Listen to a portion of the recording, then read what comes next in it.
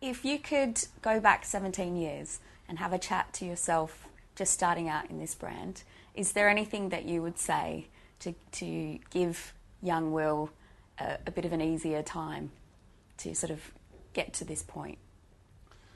If I went back to 17 years ago when I was, I think, 27 or 26, I'd have been there and started, and what would I change or do differently? I don't think there's a whole lot. For sure, I'd have tried to get it done quicker.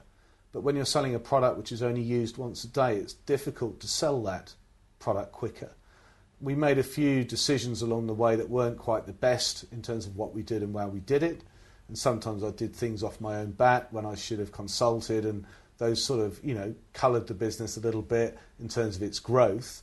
But overall, I think to rewind my life and replay, I wouldn't change a whole lot. I never expected to be shaving the world. I wanted to be a yacht designer.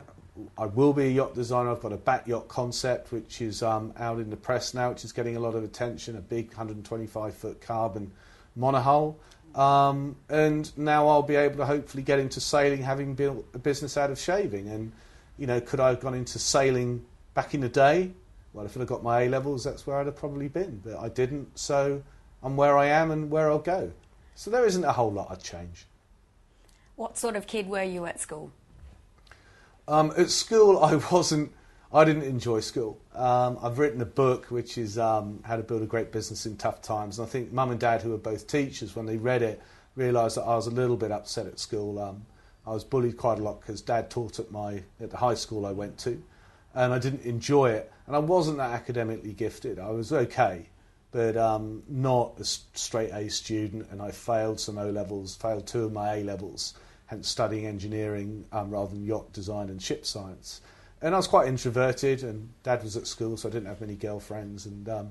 But then managed to marry that against a life of teaching sailing at the Dead National Sailing Centre in Cowes every summer, which was fantastic, and taught me a lot of responsibilities in terms of management and enjoyment and fun. So if not academic smarts, what would you say that a successful business person needs? Yeah, to be a successful business person today, you need to work hard. All right? So there's no substitute for that. The last 20 years we've had, I think everybody has assumed they're going to have more success, a house which is worth more, a job that will pay more, and holidays that are ever further flung. And obviously over the last couple of years that's changed. However, if you work hard and you've got a great product and you give the strategy a bit of thought, and then Lady Luck often follows those first 3 things, you will get there.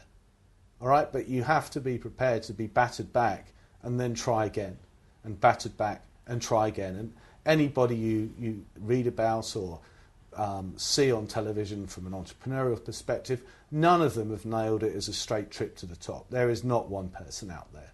They have all had their failings and their problems and their failures and stuff. So you've got to be passionate, you've got to be persistent, you've got to get on and walk the talk, you've got to have confidence and common sense, because people like doing business with confident, common sense people. Got to reward yourself along the way. I have a crunchy every Friday. I think Friday it's crunchy, or it's that crunchy feeling on Friday. Still do that after 17 years.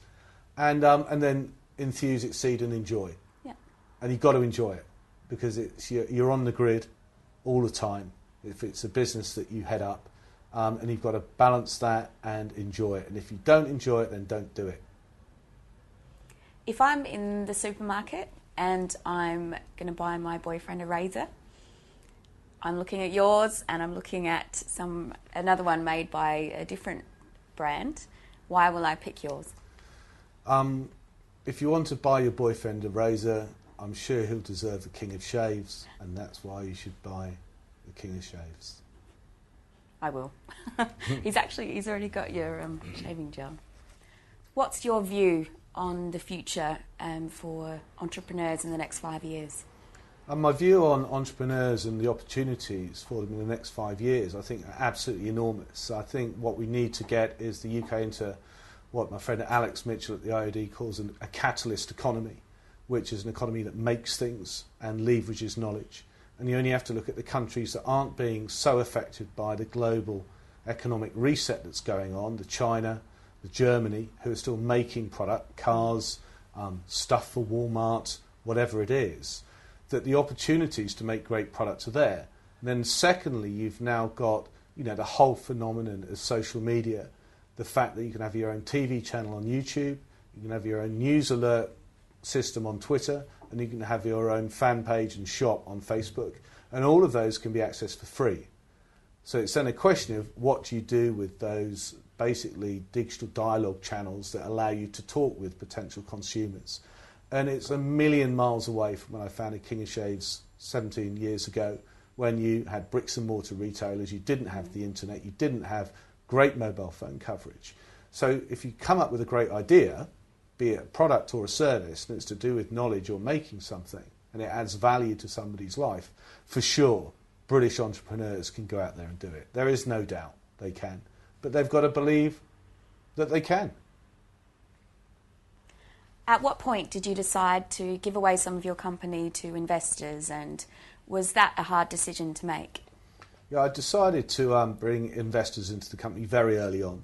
I decided I needed business partners. I decided that they needed to have what's called skin in the game. I put some money in and get a reward out of that. Mm-hmm. And my best friend Patrick Maris and my business partner Herbie both said they'd each invest if the other would. So I did the classic, well, he will if he will, and he will if he will. And they both put in, I think, about £7,500 each to get the business going. That's turned into a massive return on investment for them, as you can imagine. And then the balance was held with me.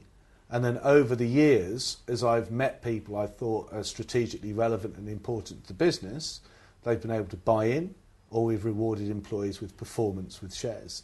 But over the recent years, we've been able to access more and more external debt as the company's growing in a good way that's not needed us to sell quite so much shares at quite so low prices. But from a business starting off, you must hang on to as much of the equity as you possibly can, because otherwise at the end you might find yourself diluted to 1 or 2% of a business that could be worth £100 million, and you'll think, oh, if only I owned 100% of that £100 million, or at least 51% of it. So there's a big delta between 51 million and £100,000. So tell us about the new product that you're launching. Okay, the new razor that we're launching is an evolution of our razor that we launched in 2008, that last year was the UK's third best-selling system handle. What we've been able to do is to make the blades thinner, so when you shave with them, the cross-section means that there's less basically tug on the stubble, on the piece of hair, so the shave feels more comfortable. We've been able to develop what we call an Endurium nano coating, which is a very thin, long-lasting coating, which means the cartridges and the blades last longer, which in these days of expensive razors and blade cartridges is very important. With regards to the handle, we've been able to modify the hinge by doing some clever engineering inside, which you won't be able to see as a consumer, but if you cut it apart you would, which means it hugs the face closer, and then the overall net effect of that is basically launching a razor which shaves you closer and lasts longer, and per cartridge actually costs less. So for 6 cartridges at launch we'll be charging £6.99, which is great value as they last between 3 to 5 weeks per cartridge depending on your hair stubble. So moving forward, doing more for less.